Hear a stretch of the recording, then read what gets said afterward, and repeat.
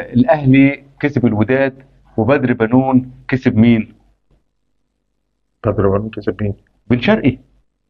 ايه؟ بدر بنون لاعب النادي الاهلي السابق تمام. طلع في التلفزيون قال لك ان انا بشجع الاهلي.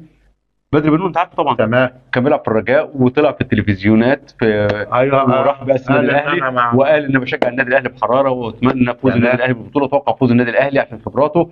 النهارده شفنا فرجاني سياسي، بس ما شفتش فرجاني سياسي، بس شفنا جت فيديوهات لبن شرقي وهو رايح وبيتمنى فوز الوداد. فحتى هو وداد طبعا. فحتى واحد بيساله بيقول له بدر بنون قال الرجاء هيكسب وانت بتقول له ده هيكسب، فاحنا بنقول له هارد لك يا بن شرقي. بدر بنون بس سؤال بالمناسبه يعني ليه مش معتبرين ان بدر بنون جاسوس وضد المغرب والوطنيه؟ ما هو مغربي وبيشجع الوداد. بص طبيعي. بص زي المشجع اللي انت بتقول لا بص ده نفس الموقف. لا عمرو لا الطريقه والاسلوب. لا القصه بالظبط. لا بس اسمعني يعني دي حاجات فرديه. انا ما اقدرش اقول لحد انت شجع مين براحتك. لا يا عمرو ماشي يا عم شجع اللي انت عايزه، بس ما تستفزش ابن بلدك، ما ينفعش.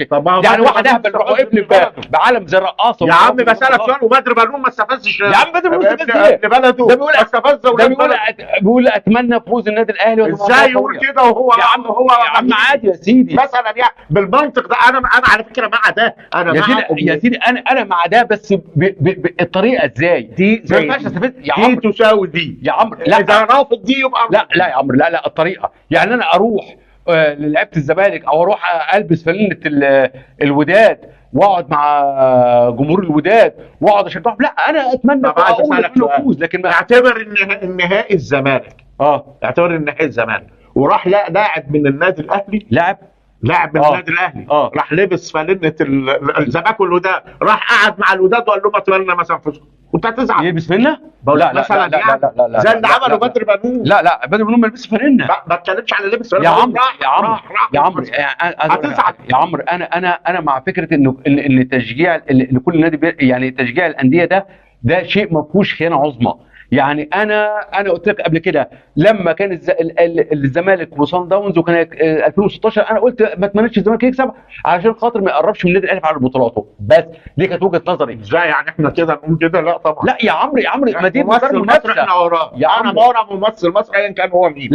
لكن طبعا مفيش حاجه اسمها عدد بطولات الا عدد لا انت بتاخد نفسك لا والله ما بناقش نفسي يا عمرو. انا اقول ان انا مش هشجع الزمالك، بس المهم الطريقه تكون طريقه محترمه. يعني انت مش هتشجع الزمالك فين؟ في اي بطوله؟ لا خلاص الفرق دلوقتي كبير. اشجعكم طبعا خلاص 11-5 يا راجل. هشجعكم طبعا. كده انت ندمتني اني شجعت. انا رجعت في كلامي ده. ما عندكمش روح رياضيه؟ لا يا راجل. الاستاذ مصطفى عرفات الف مبروك للنادي الاهلي. الله يبارك فيك. فوضت امري الى الله. مبروك للنادي الاهلي. احمد الكيلاني حبيبي استاذ علاء مسيه يا استاذ عمرو. مبروك الف مساء عليك. فوضت امري لله برضه بيحتفل معانا عبد المولى الخولي. الف مبروك يا استاذ علاء. والاخ عمرو شكله زعلان. لا مش زعلان. لا انا عارف انه زعلان.